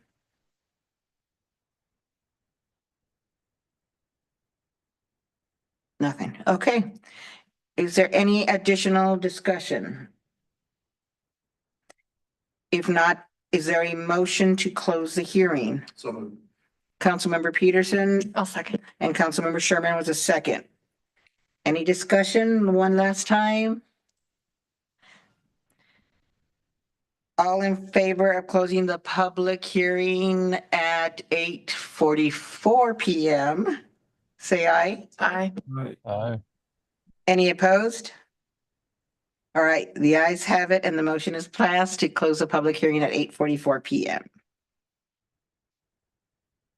All right, we're going to move on to the action items. So we have 4 of them on the agenda. So now, following the public hearings, Mr. Rickard will present on 329 Southwood 12th Street, better known as the Hayshaker Farms for de-annexation. Start all over again. You got to have something. Where would for you us. like me to start? Yeah. As presented? As presented, as in your packet. We're in favor of this annexation. It makes sense for the city. We'll be able to reallocate the UGA to other parts of the city, which is really important for our ability to continue to grow And it's been a pleasure working with Fraser on this project. And yeah. Thank you. Go through council members for questions or comments. Councilmember Lopez, No questions. Thank you. Councilmember Espinosa, No questions? Councilmember Sherman, No questions. and Councilmember Peterson. Questions, thank you. All right, if there's no questions or comments other than it's exciting to retain a little bit urban farm, so to say, in our community. So there's no additional discussion. Is there a motion? Yes, Mayor. Thank you. I would move to approve ordinance number 25-007, an ordinance of the city of College Place, Washington, providing for the de-annexation of certain agricultural property located within the territorial limits of the city of College Place, and more particularly shown in Exhibit A of the ordinance. I'll second. Thank you. We have a first and a second motion to approve ordinance number 25-007.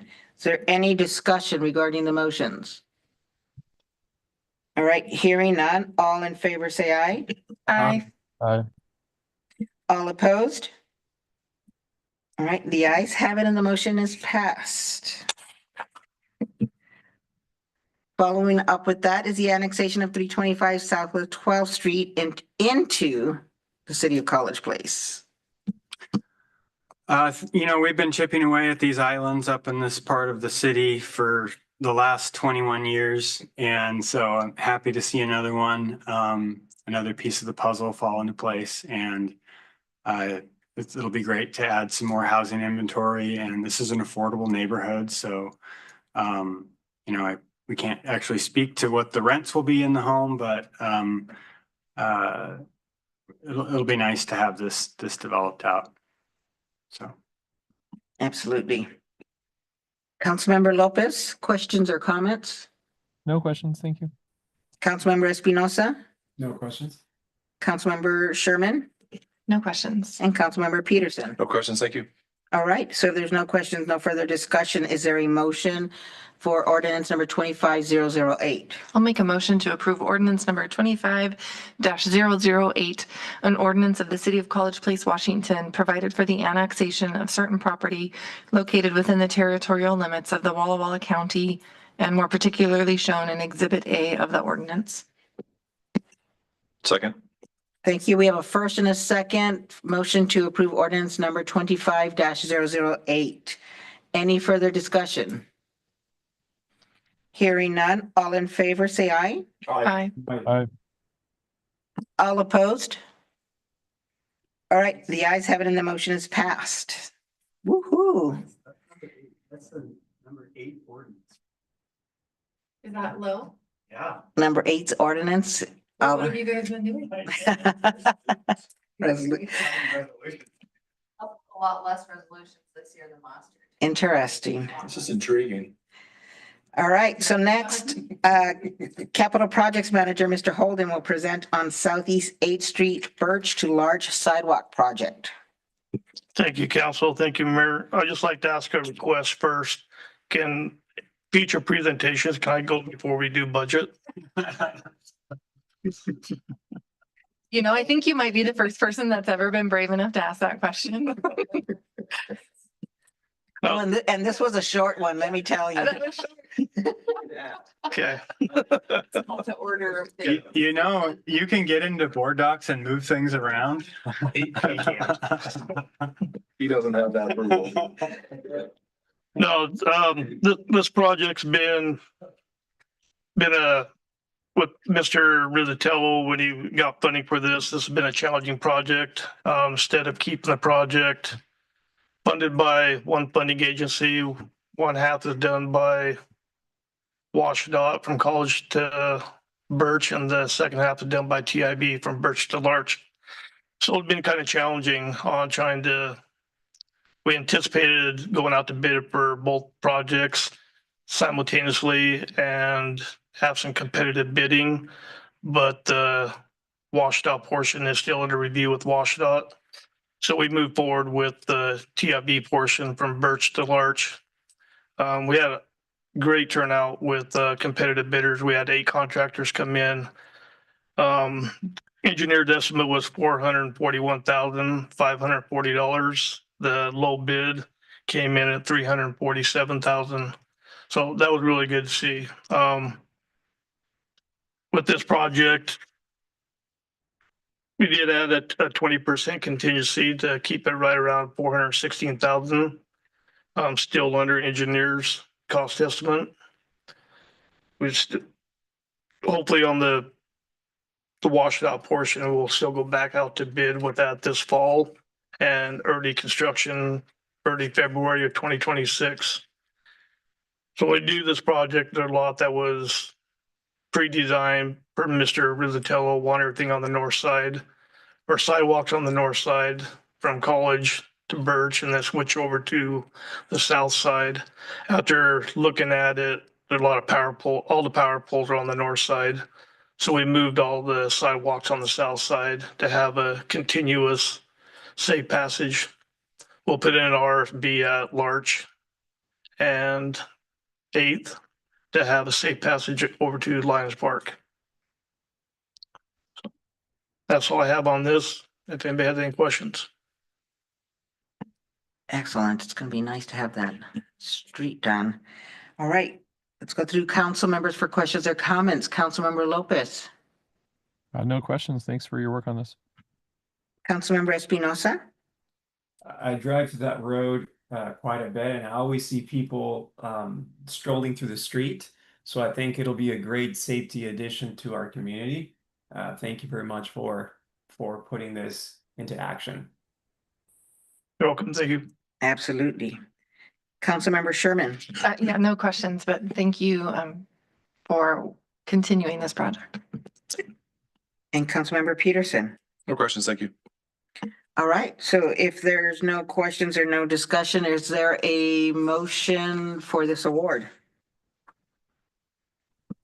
I move to award the Southeast 8th Street Birch to Large Sidewalk Project to the ESF Solutions in the amount of $347,222 with a 20% contingency for a total contract amount of $416,666.40 and authorize the Public Works Director or designee to sign notice of intent to award and all project contract documents and approve any additional work with a 20% contingency. Thank you. The Councilmember Espinosa, is there a second? A second. All right, Councilmember Sherman, second. She took the easy one. Let Councilmember Espinosa read all that. All right, is there any additional discussion? All right, hearing none, let's vote. All in favor, say aye. Aye. Aye. All opposed? All right, the ayes have it and the motion is passed. Thank you so much, Mr. Holden.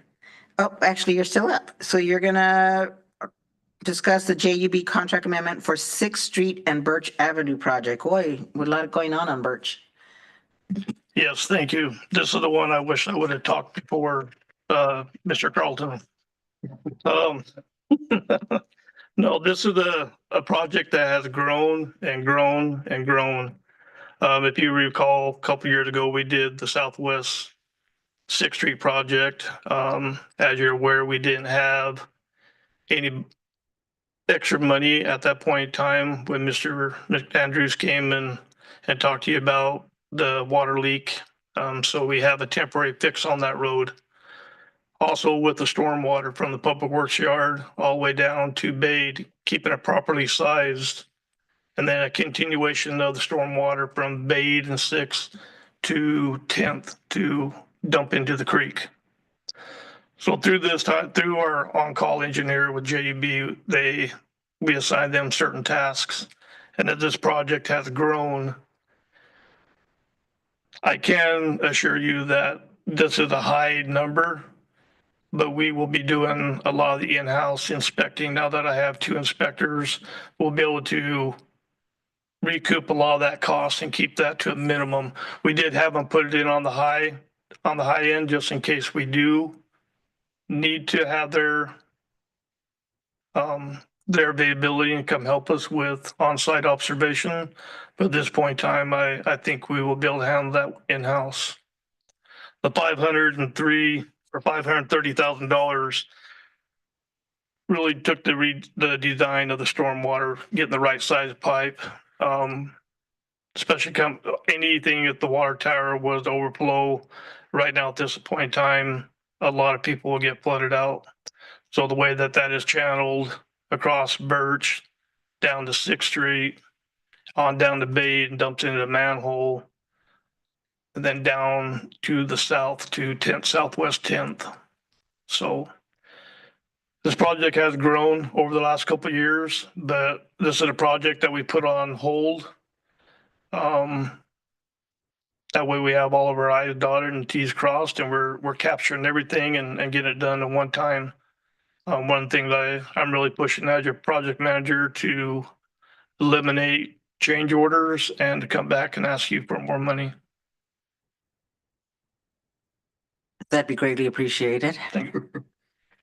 All right, let's go through council members for questions. Councilmember Lopez, No questions. Councilmember Espinosa, So this is a budgeted expense, Mr. Holden, or are we pulling funds from a different bucket to cover the overage here?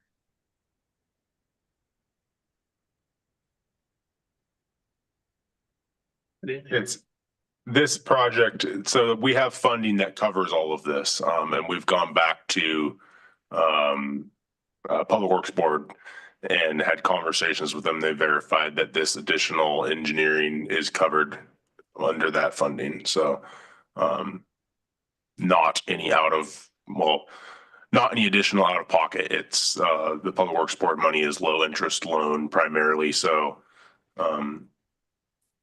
there is that, but it's not coming out of local funds. Direct. Does that answer your question? Yeah, it does. Okay. Can you remind me what the total number is from the project for what we've been working on this in the past year? For the design or the total construction cost? Yeah, the total construction cost. I believe we're up to 3.4 million or so, give or take. I don't have the exact dollar amount. Do you, Mike or Brian? Right in the 3.4 million range for that project. And the entire project, it started off as a Birch Street improvement project, which included utilities, sidewalks on Birch from 4th to 6th, and new roadway. And then that was also tying into a separate project we had going on 6th Street. So we tied the two together for economies of scale. And then, as Mr. Holden mentioned, that grew to go a little bit further to the west to fix the infrastructure under the road on Southwest 6th. And then, as Mr. Holden also mentioned, this storm line is the overflow for a water tower. And so the right sizing of the storm water is to accommodate an overflow event. Fortunately, we have not had one, but if we do have one, that water needs somewhere to go. And so at that point, when the storm was being upsized all the way to Bade, it made sense to continue that all the way to the outfall so that in the event of an overflow, we don't have any flooding. Absolutely. Yeah, I do recall that some things were uncovered when the teams got started on them. So I appreciate the foresight in looking into this to fix the infrastructure and make it safer for our community over the long term. Thank you. Certainly. and I think I'm hearing over here that Lauren appreciates it as well. I think that's what I Yeah, heard. the bait and water, I perk up. Yeah. All right, Councilmember Sherman. No questions. It's very exciting though to see. I grew up on Southwest 6th Street, just down the street from our friend Lauren here. But it's really exciting to see it getting spruced up. So thank you so much. And thank you for doing it the right way. And we hope not to flood Lauren. You're welcome. Thank you. And Councilmember Peterson. No questions, thank you. All right. So if there's no, is there any additional comments or questions? Hearing none, is there a motion for this contract? I'll make a motion to approve the contract amendment with JUB for the 6th Street and Birch Avenue Improvements Project, increasing the current authorized contract by $530,000 from $197,000 to $727,000 and authorizing the Public Works Director or designee to sign contract documents. Second. We have a first and a second from Councilmember Peterson to approve the contract amendment. Any additional discussion? Hearing none, all in favor say aye. Aye. Aye. All opposed? All right, the ayes have it and the motion is passed. Thank you, Mr. Holden, and thank you all. I think I'm moving a little too fast, so I'm gonna slow down. What are you gonna do for the next hour? There's no administrative reports this week. There are 2 informational reports in your packet for you if you have not yet read it or read them. And we do not have an executive session tonight. How about that?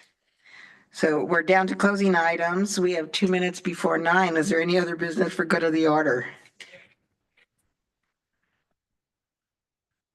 All right, hearing none, then do we have a motion to conclude? Councilmember Peterson moved to conclude and Councilmember Sherman seconded. So if there's no objections, the meeting is concluded at 8:59 p.m.